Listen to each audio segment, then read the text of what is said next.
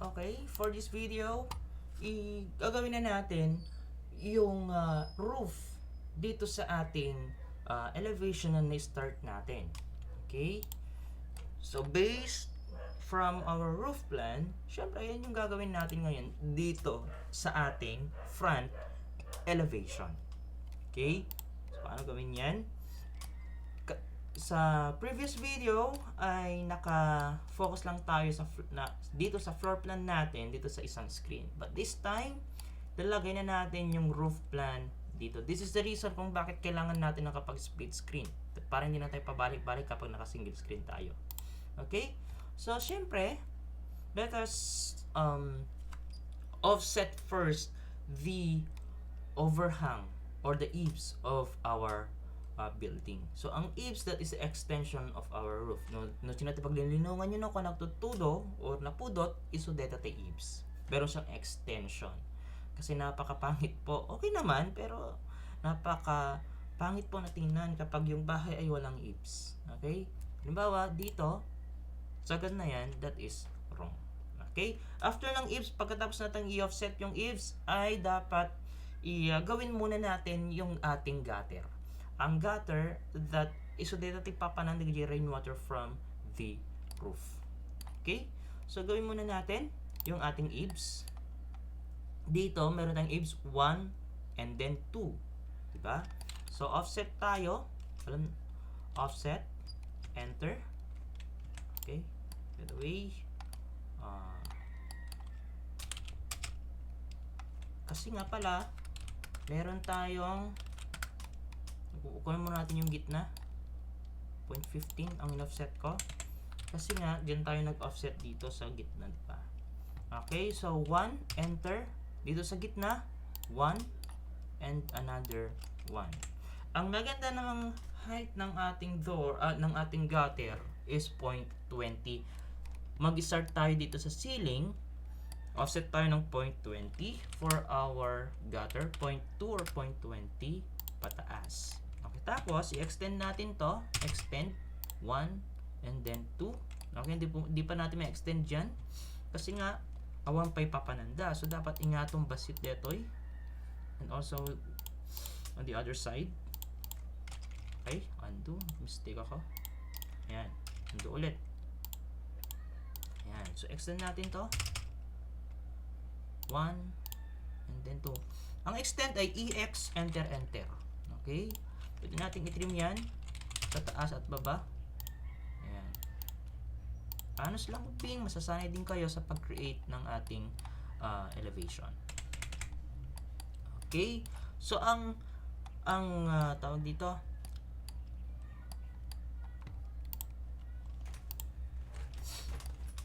ang height ng ating gutter ay 0.20. So, paano natin gagawin yung slope ng ating bahay? Okay, ganito lang yan. Okay? Meron tayong hip roof dyan, 1 and then 2 diretso doon sa kabila. Okay? So, from this part, okay, offset tayo ng 0.20 paloob. Ayan. At saka dito, 0.20. Bakit? Kasi nga, yung gutter natin, okay, may pa-extend. Makikita natin yan mamaya. Susunod naman ay dito tayo ngayon mag-start ng ating slope. Okay? Yung 0.20 na in-offset natin kanina, dyan tayo mag-start. Okay? So, polyline ang aking nakasanayan. Okay? This is my first point. Okay? Dapat naka-on ang ating ang ating F3 or the snap mode. Naka-turn off naman yung ating ortho mode. And if you still remember, yung mga nag-hip and valley roof, yung mga nag-hip roof, yung mga nag-gable roof na nasa manual drawing, ang inclination ng inyong line para sa roof ay 30 degrees. Okay? So, ganito lang yan. Kahit mahaba muna yan. Tab, 30 degrees. Okay. Next one, ito. Ayan. Tab. Kapag 30 degrees to, halimbawa, ayan, mapupunta doon. Okay, so anong gagawin natin? Tab, 150. Bakit 150? Kasi nga 180 Okay, 180 kasi to. Okay, 180 yan. Ito, this is 90. So, 180 minus 30, that is 150. Okay, tab 150. Ayan. So, trim natin yung sobra. 1 and then 2. Ayan. Join natin muna to. Join. Ay, mamaya na lang muna. Mamaya na lang. Next one, and alam naman natin dito sa porch ay gable roof. Okay, gable roof tayo ha. So, ibig sabihin, meron pa tayong another na ito. Okay, another na 1 meter dito na eaves. Okay, dito sa part na to, which is sa elevation, ito siya. Okay, kunin muna natin yung gitna ng ating column, 0.15. Ayan. Offset ulit tayo into 1 meter palabas. Ayan. Okay, extend na natin yan. Okay, trim natin to. Kinulang natin yung kanyang 1 meter na eaves. Okay. Tapos, ito yung 1 meter natin kanina, di ba? Ano yung sunod natin ginawa kanina? So, i-offset ulit tayo paloob. Okay? Offset paloob ng 0.20 or 0.2. Okay? Mamaya malalaman natin kung bakit tayo umaatras ng 0.20. Next one is polyline. Create ulit tayo ng slope.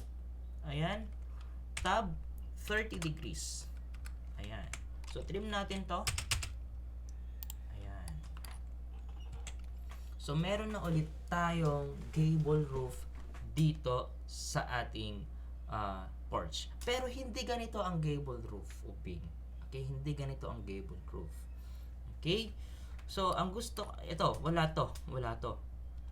Ang susunod natin gagawin ay magkikreate na tayo ng gutter. Yung details ng ating gutter. Okay, paano nga ba gumawa ngayon ng gutter? Una, since gable ito, ititrim ko to. Nakadepende sa inyo ha, kung ano yung roof ninyo. Okay. Trim muna natin to. Hindi pala maganda. Ayan. Sige, ganyan na lang muna. Okay.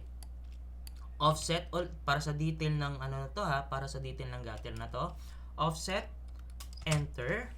So, ito yung height ng ating gutter. Mag-offset tayo ng 0.05 sa taas, paloob. Okay, 0.05 sa baba, paloob. I repeat, sa height, para sa detail ng ano natin, ng gutter, okay, mula sa taas, ito, mag-offset tayo ng 0.05 paloob. Ayan, pag ganun. And 0.05 dito sa baba, paloob din. Ano gawin yan? So, offset, enter, 0.05, enter. Okay, 1 and then 2. Okay? So, ganyan ang ating tawag dito, gutter. Next one, offset ulit tayo dito. Offset, enter, 0.05 ulit. Ayan.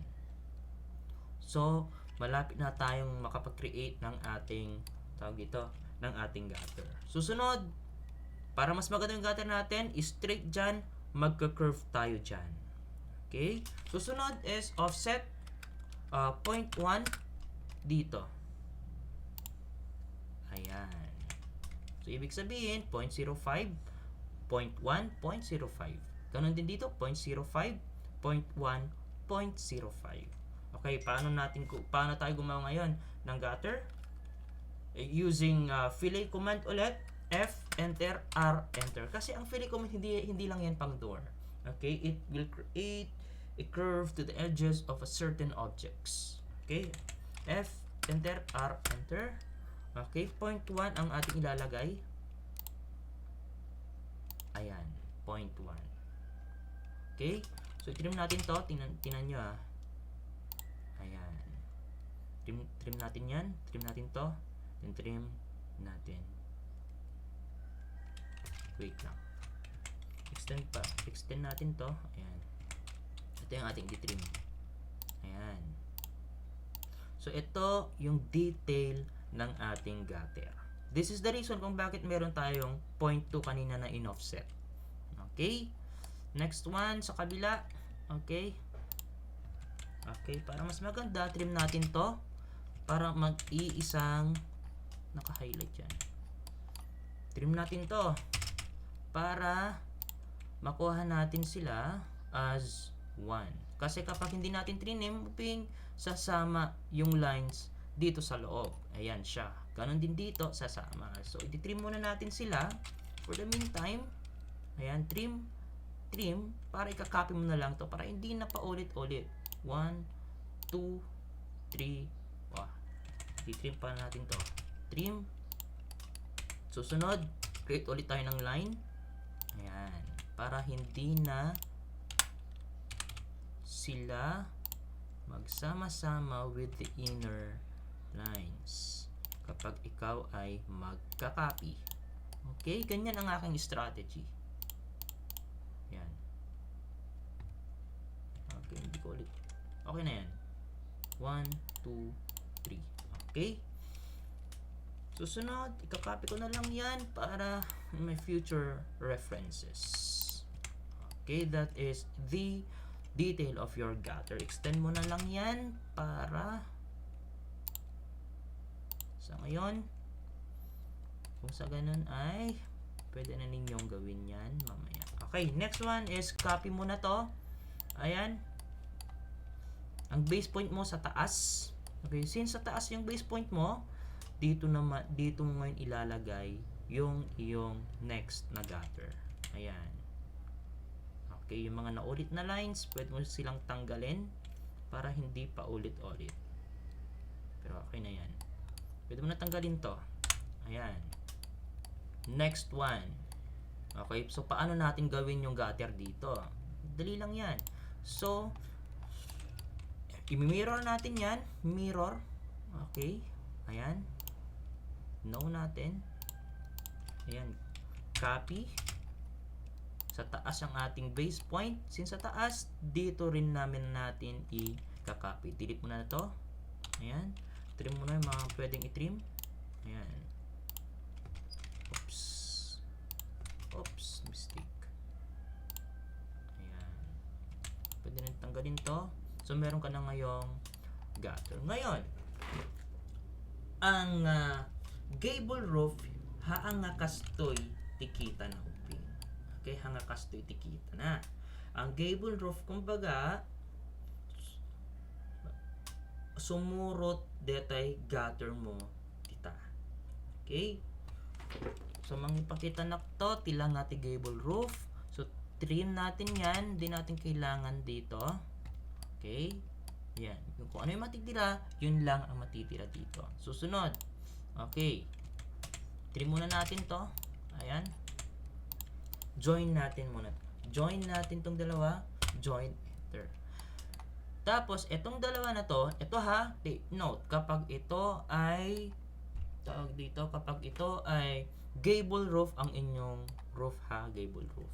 Offset natin yan into 0.20 para sa kanyang flashing or gutter. 0.20, enter. Ayan, paloob. Okay, then i-extend natin to. Ayan, extend. Next one.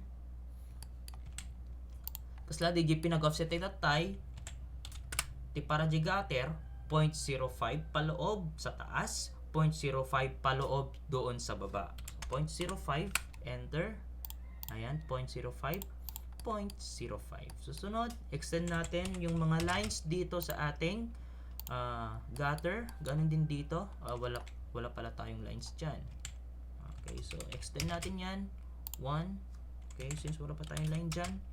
And then 2, gawa tayo ng line. Okay, tapos yung mga nag-overlap, ititrim natin. Yung mga hindi umabot, i-extend natin. Ganun lang.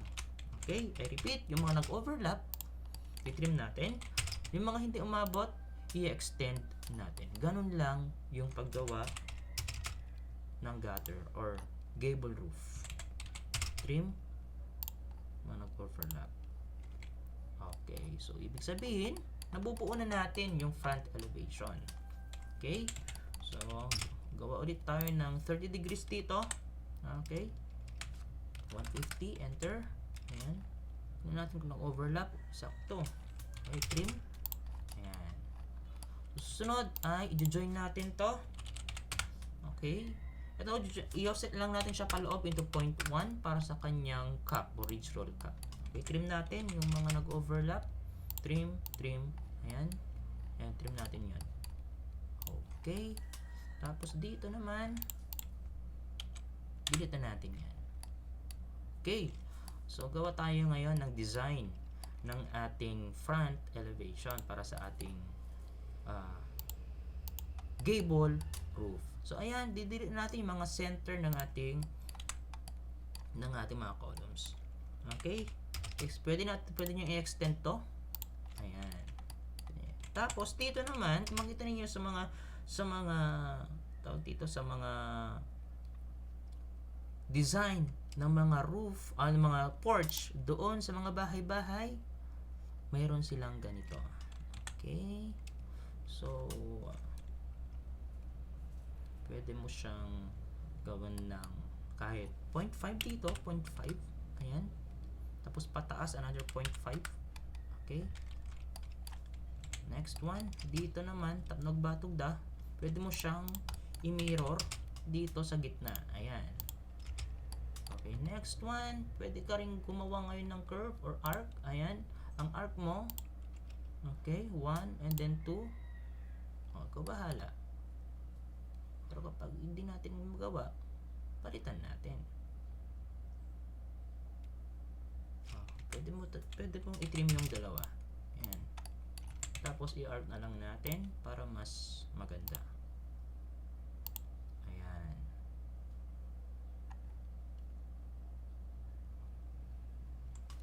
Try natin i-turn off yung ating F3. Ayan. Kasi kapag F3, meron siyang dinidikit na yung mga greens. Ayan. Yung preview natin, hindi siya nag-appear kaya tina-turn off ko yan. I repeat, this is my strategy. Okay? Kapag masyadong mabilis, pwede nyo i-replay. Tapos i-trim mo na to. I-trim mo na yung mga sobra. Ayan. Tapos ito, i-join mo lang yan. Join, enter. Okay? Offset. Paloob. Kung gusto mong may design yan, 0.1, paloob. Ayan. So, meron ka na ngayong front elevation. So, pwede mong i-extend to. Extend mo yan. Bahala kung ilan. Okay? Para man mas maganda. Ito, tatabi mo muna for future references. Ayan. So, tapos na ang inyong front elevation. Ganyan lang kadali. Okay? So, front elevation ganyan. So, paano nga ba gagawa ngayon ng another elevation? Yan na yung susunod na video.